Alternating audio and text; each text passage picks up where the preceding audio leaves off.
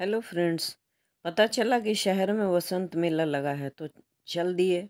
अब बस सामने जो आपने देखा एक छोटा सा स्टॉल था फूलों का, और उसके बाद सब जगह अलग अलग स्टॉल लगे हुए थे। ये देखिए बोकारो स्टील सिटी का यहाँ बहुत बड़ा लगा हुआ है, और थंबनेल, और उसके बाद वहाँ पर सब फोटो भी खिंचा रहे हैं, और सेल में कैसे काम होता है ये भी दिखा रहे थे।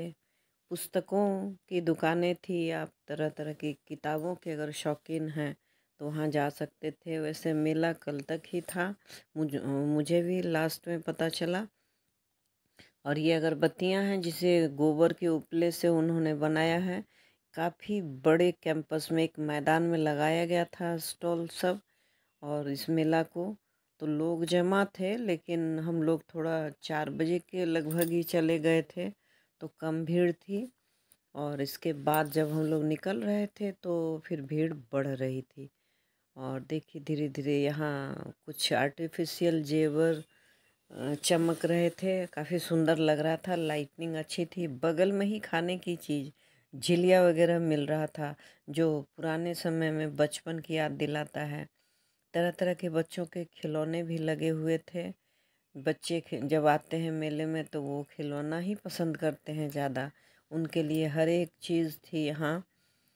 और उसके बाद फिर हम लोग थोड़ा आगे बढ़े तो काफ़ी कप प्लेट की दुकान थी, और बच्चे देखिए तरह तरह के खेलों में मग्न थे। सीढ़ियों से चढ़कर ऊपर से स्लिप करते हुए नीचे आते, जंप करते हुए, ये सब उनके मनोरंजन का साधन भी लगाया गया था। ये छोटा सा स्टॉल था वसंत मेला फूलों का।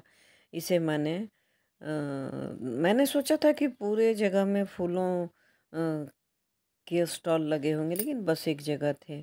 और ये कुछ हाथ से बने हुए सामानों की प्रदर्शनी थी, और चाहे तो आप खरीद सकते थे।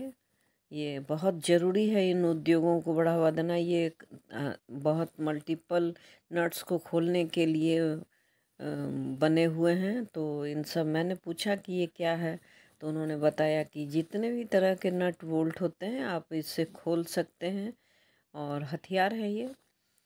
और ये छेनी, जिसको हम लोग आम भाषा में छेनी बोलते हैं, और इससे आप कोई भी चीज़ काट सकते हैं।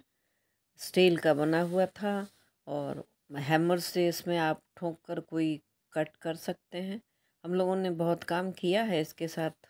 जैसे कोई टीन वगैरह काटना होता था तो कर लेते थे थोड़ा बहुत, उसमें छेनी हम जानते थे। ये देखिए टोकरियाँ कितनी सुंदर सुंदर बनी हुई हैं।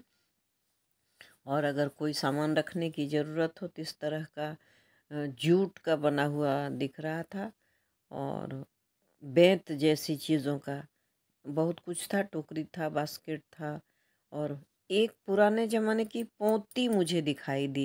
इस तरह के बने रहते थे जिसमें आभूषण रखती थी महिलाएं पहले के समय में। अब देखिए हाथकरघा से बने हुए दुपट्टे, साड़ियाँ, सब कुछ थी वहाँ। मैंने एक दो चीज़ देखकर उनके दाम भी पूछे, देखिए कितना सुंदर लग रहा है।